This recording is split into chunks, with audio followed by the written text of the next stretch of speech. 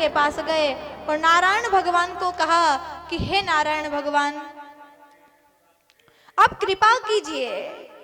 नारायण भगवान ने कहा चिंता मत करो, तुम्हारा सबका श्वास चलने लग जाएगा। एक मेरा छोटा सा भक्त है, वो मेरी साधना में लगा हुआ है, वो मेरे भजन में लगा हुआ है, इसलिए आप सबका प्राण रुक गया है, आप सबका श्वास रुक जाएगा, चिंता मत कीजिए। ध्रुव जी भजन कर रहे हैं, साधना कर रहे हैं और आंखों के सामने भगवान श्री नारायण की एक छवि उन्हें दिखाई दे रही है।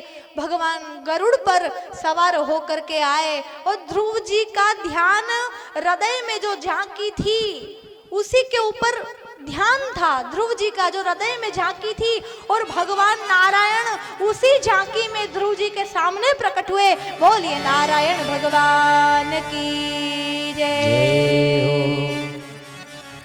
नारायण भगवान आए। अब ध्रुव जी तो बड़े छोटे, इन्हें बोलना ही नहीं आता। भगवान भी खड़े हैं, ध्रुव जी भी खड़े हैं। भगवान ध्रुव जी को देख रहे हैं, ध्रुव जी भगवान को देख रहे हैं। नजरें मिली, नजरें चार हो गई। बड़े प्रेम से भक्त और भगवान एक दूसरे को देख रहे हैं और दोनों मुस्कुरा रहे हैं। बस भगवान मुस्कुरा रहे हैं ध्रुव जी को देख करके और ध्रुव जी मुस्कुरा रहे भगवान को देख करके, और इन दोनों की हंसी को देख करके सभी देवता मुस्कुराने लगे। इन तीनों की हंसी को देख करके जितने साधु संत थे सभी मुस्कुराने लगे, और इन चारों की हंसी को देख करके सुखदेव जी मुस्कुराने लगे। इन पांचों की हंसी को देख करके राजा परीक्षित मुस्कुराने लगे। नारायण भगवान इसलिए मुस्कुराए, देखो तो सही छोटा सा भक्त है, कुछ बोलना ही नहीं आ रहा है।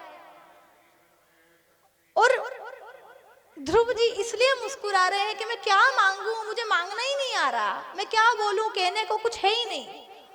और देवता लोग इसलिए मुस्कुरा रहे हैं कि अगर ऐसा मौका हमें मिलता ना तो हम तो लिस्ट बना लेते मांगने की।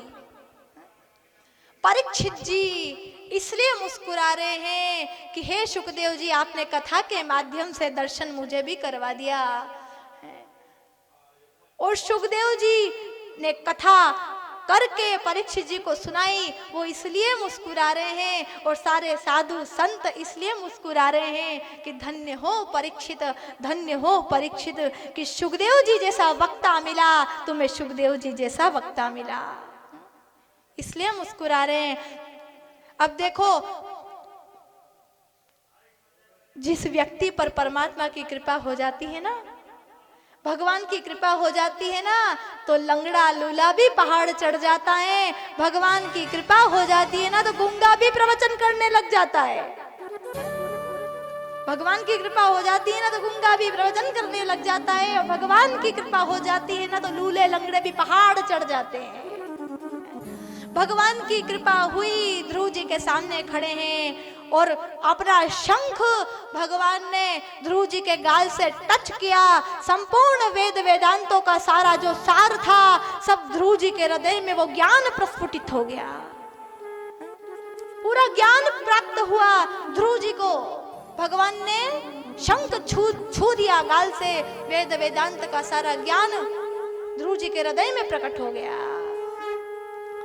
जैसे ही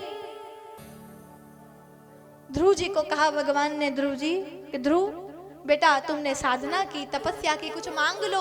कि नहीं हमें कुछ नहीं चाहिए, हमें तो भक्ति चाहिए। अब आप अंदर से क्या हो ने बाहर से क्या हो।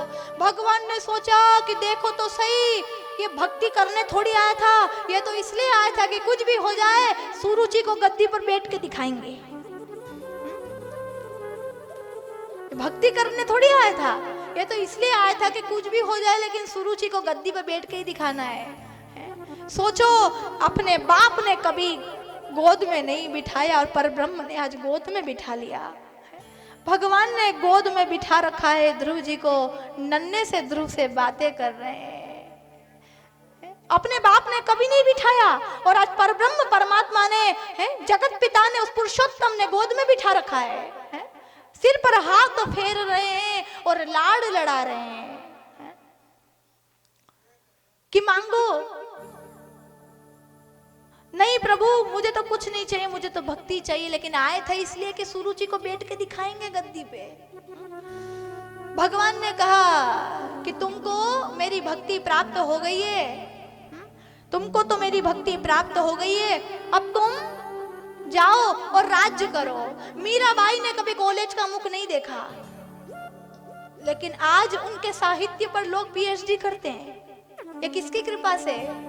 प्रभु की कृपा से। कभी उस मीराबाई ने कॉलेज का मुख नहीं देखा, स्कूल का मुख नहीं देखा, और उसके एक शब्द से पीएचडी हो जाती है। सूरदास जी, कबीरदास जी कभी स्कूल नहीं गए, कभी कॉलेज नहीं गए, लेकिन उनके साहित्य से पीएचडी हो जाती है। ये तो सिर्फ इसकी कृपा से ही संभव होता है, इसी की कृपा से संभव है। बिना इसकी कृपा से कुछ नहीं होता। माता पिता को पता चला ना कि हमारा पुत्र ध्रुव आ रहा है, तो माता पिता ने बैलगाड़ियां, हाथी घोड़े सब सजवाए, बैंड बाजे मंगवाए कि हमारा बेटा आ रहा है, हमारा बेटा आ रहा है। अब देखो, भगवान जिसको गोद में बिठा लेता है ना, क्योंकि जहां पर कृपा राम की होई, वहां पर कृपा करे सब कोई। जहां पर कृपा राम की होई, जहाँ पे कृपा राम की होई, जहां पर कृपा राम की होई, जहाँ पे कृपा राम की होई, वहाँ पे कृपा करे सब कोई, वहाँ पे कृपा करे सब कोई, जहाँ पर कृपा राम की होई।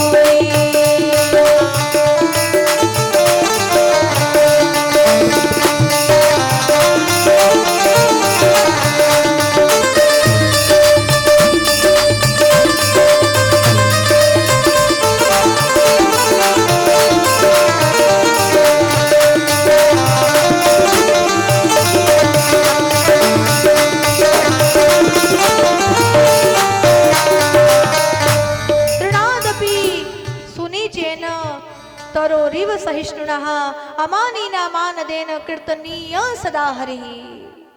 जहाँ पर कृपा राम की होई, वहां पर कृपा करे सब कोई। जिस पे राम जी की कृपा हो जाती है ना, उसको सबका प्रेम मिलने लग जाता है अपने आप। जहाँ पे उसकी कृपा हो जाती है ना, तो दुनिया अपने आप उसकी पूछ परख करने लग जाती है। अब यूं तो पिता कभी गोद में बिठा नहीं रहे थे, लेकिन आज प्रभु दर्शन क्या दे गए कि घोड़े हाथी सजवाए जा रहे हैं, हमारा बेटा आ रहा है, हमारा बेटा आ रहा है। अपने महल पहुंचे, सबसे पहले जाकर के सुरुचि को प्रणाम किया। माँ तू धन्य है, अगर तू मुझे खराब शब्द नहीं बोलती ना, तो मेरे को कभी भगवान का दर्शन नहीं होता। तेरी कृपा से मुझे दर्शन हो गया। तू अगर खराब खोटे शब्द नहीं बोलती तो कभी दर्शन नहीं होता। फिर अपने पिता उत्तानपाद को प्रणाम किया और कहा, पिताजी अगर छोटी माता के प्रति आपका आकर्षण नहीं होता, प्रेम नहीं होता, तो कभी मुझे वाणी नहीं जाने देते आप, कभी मुझे वाणी नहीं जाने देते। उसके बाद सुनीति को प्रणाम किया और कहा, माँ तेरे जैसी माँ तो सब किसी को मिले, तेरे जैसी माँ तो हर किसी को मिले, सबको मिले, तू धन्य है माँ, तू धन्य है। सभी को प्रणाम किया। उत्तानपाद राजा वन में चले गए, ध्रुव जी को राजगद्दी पर बिठा दिया। सूरज जी का एक पुत्र और है, उत्तम, बड़ा उद्दंड है, बड़ा खराब है। एक बार बगीचे उजाड़ने लगा। कुबेर महाराज के जो बगीचे थे, वहां के जितने भी पेड़ पौधे थे, सब जाकर के उजाड़ने लगा, सब जाकर के उजाड़ दिए। यक्षों ने कहा कि अरे भाई ये तुम क्या कर रहे हो, अरे भाई ये तुम क्या कर रहे हो, ये तो हमारे कुबेर महाराज की विहार स्थली है, ऐसे मत खराब करो, ये वृक्ष, ये बगीचा मत उजाड़ो। नहीं मानी तो यक्षों के द्वारा उत्तम की मृत्यु हो गई, उत्तम मर गया। अब ऐसे मूर्ख भाई के मरने पर ध्रुव जी को क्रोध आ गया, बड़ी भारी सेना तैयार की कि मैं नहीं छोड़ूंगा। अब यहाँ पर एक बात आती है कि जिसको परमात्मा का दर्शन हो गया हो, फिर क्या उसे क्रोध आना चाहिए? नहीं आना चाहिए ना। लेकिन सच तो यह है कि भगवान का दर्शन तो हो गया था लेकिन सत्संग नहीं मिला था। और कहते हैं बिनु सत्संग विवेक न होई, बिनु सत्संग विवेक न होई, बिनु सत्संग विवेक न होई, बिनु सत्संग विवेक न और होई। राम कृपा बिनु सुलभ न सोई, राम कृपा बिनु सुलभ न सोई, राम कृपा बिनु सुलभ न सोई, राम कृपा बिनु सुलभ न सोई। बिनु सत्संग विवेक न होई।